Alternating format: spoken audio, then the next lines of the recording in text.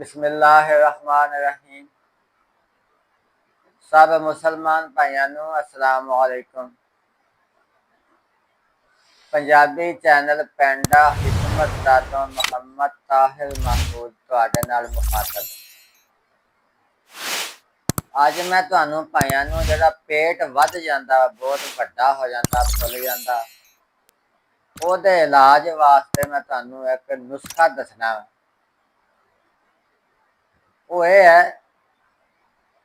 कि ठिकरी नशादर लै लो जिन्नी लैनी है। मिसाल के तौर पर एक छटांक लै लो ठिकरी नशादर,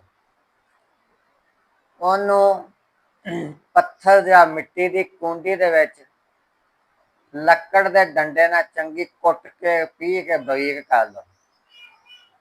जिन्ना इहदा वजन है ठिकरी नशादर का, उस तो दुगना वजन मिठा सोडा इहदे विच पा के तेनू चंगी तरह मिला लो। मिला के ते अद्धे अद्धे माशे के कैप्सूल भर के रख लो। ये दवाई तैयार है, बेहतरीन दवाई तैयार। सुबह शाम खाना खान तो कोई अद्धा घंटा बाद एक एक कैप्सूल कोसे कोसे पानी नाल खाओ। आहिस्ता आहिस्ता हौली हौली बिल्कुल ये ना जिहड़ा वधिया होया पेट है वो घटना शुरू होएगा, घटदा घटदा बिल्कुल ठीक हो जाएगा। ਇਹਦਾ ਇਹ ਹੈ कि जिदा हम पेट एकदम थोड़े दिनों च नहीं वध जाता भी पहले थोड़ा सी तो महीने च एडा हो गया, नहीं। जिदा हौली हौली वधदा इदा ही हौली हौली घटता है। ये इलाज भावें 6 महीने करना पवे, इदा ही करो तो अल्लाह के हुक्म नाल पेट हौली हौली हौली हौली घटदा जाएगा। तो ये परहेज ये करना कि आलू चावल दही मक्खन घ्यो केला इदा दी चीज़ां जिन्हां मोटापा पैदा होंदा, बैकरी का समान, ये तो परहेज भी करना पएगा नाल। जे परहेज ना किया तो फिर ये फायदे घट ही होने।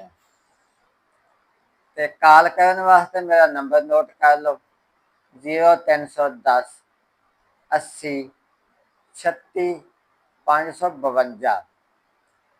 व्हाट्सएप नंबर ते मैसेज वास्ते नंबर नोट कर लो, साथी है मेरा, वो तुहानू जवाब देगा। 0308 448 50 84। एक मैं होर दसदा, याद आ गया मैनू कि जिहड़ा पेट वधदा वा इहदा एक वड्डी वजह यह है कि रोटी खाण तो फौरन बाद पानी पीण की वजह नाल पेट वधना शुरू हो जाता, निज़ामे हजम खराब हो जाता। इसलिए जदों भी सुबह दोपहर या शाम रोटी खानी है तो उहदे तो बाद कम अज कम अद्धा पौना घंटा पानी नहीं पीना। सब मुसलमान भाइयों नूं अस्सलाम वालेकुम।